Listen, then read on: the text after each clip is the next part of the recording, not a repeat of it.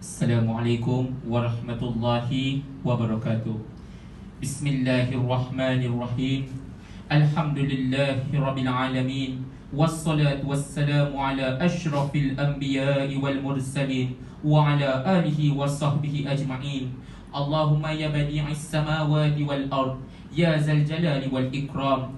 Allahumma ighfir lana zulumana waliwalidina warhamhum kama rabbawna sighara, walimuallimina walijami'il muslimina wal muslimat wal mu'minina wal mu'minat al ahya'i minhum wal amwat birahmatika ya arhamar rahimin.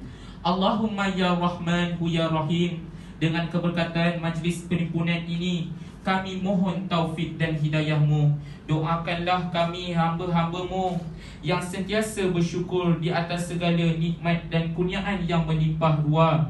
Anugerahkan kepada kami kesihatan yang sempurna, akal yang cerdas, hati yang terang, daya ingatan yang kuat untuk menerima ilmu pengetahuan serta bimbingan para guru yang kami kasihi. Allahumma ya Fattahu ya Alim, ya Allah, berikanlah kekuatan dan ketabahan kepada kami dalam menghadapi cabaran menimba ilmu pengetahuan. Himpunkanlah kami dalam kalangan mereka yang cemerlang dan gemilang di dunia dan di akhirat.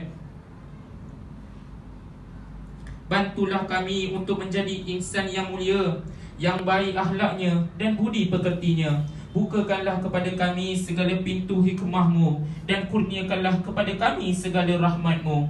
Allahumma ya Zulujudi wal Rahmat, ya Allah, anugerahkanlah apa kiranya kepada Duli Yang Maha Mulia Sultan Ibrahim ibni almarhum Sultan Iskandar, Sultan yang dipertuan bagi negeri dan jajahan takluk Johor Darul Ta'zim, akan keselamatan dan keafiatan serta penjagaan dan perlindungan yang berterusan.